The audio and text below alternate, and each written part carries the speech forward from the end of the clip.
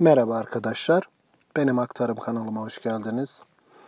Bu videomda sizlere boğaz ağrısına iyi gelen yöntemler hakkında bilgi vereceğim arkadaşlar. Malum havaların soğumaya başlamasıyla her mevsim geçişinde olduğu gibi birçok kişi boğaz ağrısından yakınmaya başladı. Kişinin konuşmasını ve yutkunmasını zorlaştıran boğaz ağrısından müzdarip birçok kişi de boğaz ağrısına ne iyi gelir?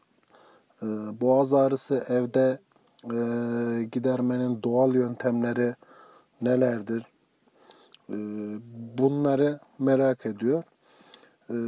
Bunlara cevap vermeden önce boğaz ağrısının viral ve bakteriyel olmak üzere iki farklı enfeksiyon kaynaklı olduğunu bilmek gerekir arkadaşlar.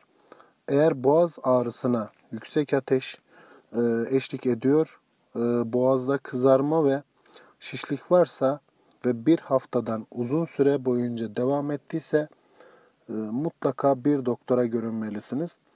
Boğaz ağrısı sandığınızdan çok daha ciddi bir hastalıktır arkadaşlar. Kesinlikle ihmale gelmez. Ancak hafif bir şekilde devam eden üşütme kaynaklı boğaz ağrılarını evde doğal malzemelerle tedavi edebiliriz arkadaşlar. Şimdi viral enfeksiyona bağlı boğaz ağrısının belirtilerinden size bahsetmek isterim. Yutkunma sırasında ağrı ve zorluk, boğazda kuruluk, bademciklerin şişmesi, kulak arkası ve boyun bölgesinde hissedilen hafif ağrı, boğazda hırlama ve derin ses, viral enfeksiyonun neden olan boğaz ağrısının belirtileri bu şekilde arkadaşlar. Bakteriyel enfeksiyona da bağlı boğaz ağrısının belirtileri de şu şekilde. Yüksek ateş, baş ağrısı, öksürük, lenf bezlerinde şişlik, bademciklerde ortaya çıkan beyaz lekeler, halsizlik, zaman zaman mide bulantısı ve kusma. Bakteriyel enfeksiyona bağlı boğaz ağrısının belirtileri de bu şekilde arkadaşlar. Dediğim gibi belirtiler eğer bakteriyel enfeksiyonu işaret ediyorsa bir an önce doktora görünmeli ve doktorun tavsiyelerine göre tedavinizi olmalısınız. Eğer üşütmeye bağlı hafif bir boğaz ağrınız varsa hiçbir kimyasal kullanmadan evdeki doğal malzemelerle onu da geçirmemiz kesinlikle mümkün arkadaşlar. Yani eğer hafif boğaz ağrınız varsa kesinlikle ilaç kullanmayın. Çünkü ilaç içmek hani her zaman faydalı olmayabiliyor. Gerçekten vücuda belli zararları da var. Çünkü kimyasal. Şimdi evde nasıl doğal yöntemlerle bu boğaz ağrılarını geçirebiliriz? Hemen size bununla ilgili birkaç yöntem söyleyeyim. İlk yöntemimiz tuzlu su arkadaşlar. Bademciklerdeki şişmeyi azaltıp bölgeyi dezenfekte eden tuzlu su gargara yapıldığında boğaz ağrısına çözüm oluyor. Tek yapmanız gereken arkadaşlar bir bardak ılık suya bir çay kaşığı tuz eklemek ve bu suyla ağzınızı gargara yapmak. Bu yöntemin işe yaraması için bir gün yapıp bırakmamalı arkadaşlar. Yani boğazınızdaki ağrı ve yanma geçene kadar en az 3-4 gün devam ettirebilirsiniz arkadaşlar. Şimdi bir diğer yöntemimiz elma sirkesi. Her derde deva elma sirkesi söz konusu boğaz ağrısı olduğunda da yardıma koşuyor ve enfeksiyona iyi geliyor. Bir fincan ılık suya ekleyeceğiniz bir çorba kaşığı elma sirkesini bir ağız dolusu gargara yapmanız yeterli arkadaşlar. Diğer yöntemimiz zencefil çayı. Kaynatılmış bir bardak içme suyunun içine soyup rendelediğiniz taze zencefilleri atın ve 10 dakika demlemeye bırakın. Eğer toz zencefil kullanacaksanız yarım çay kaşığı eklemeniz ve Aynı adımları uygulamanız yeterli.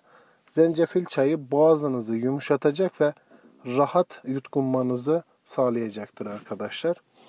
Diğer yöntemimiz ada çayı.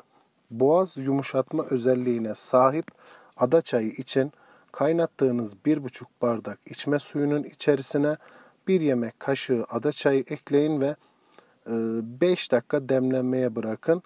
Dilerseniz içine bal da ekleyebilirsiniz.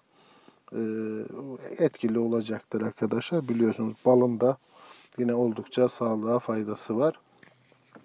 Diğer yöntemimiz okaliptüs çayı.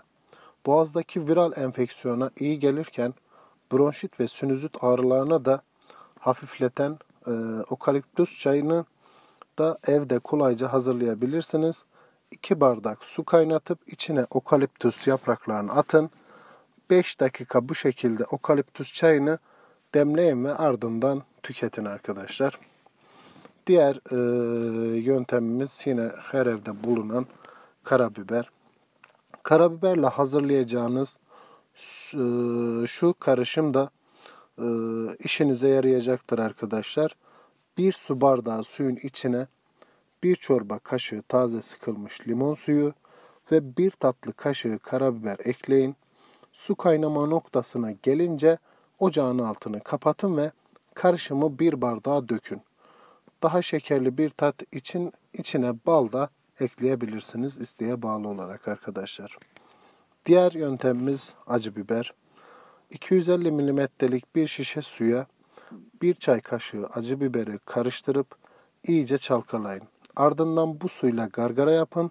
Ancak acı bir tadı olduğundan bu yöntemi uygularken ekstra dikkatli olmanız gerektiğini unutmayın arkadaşlar.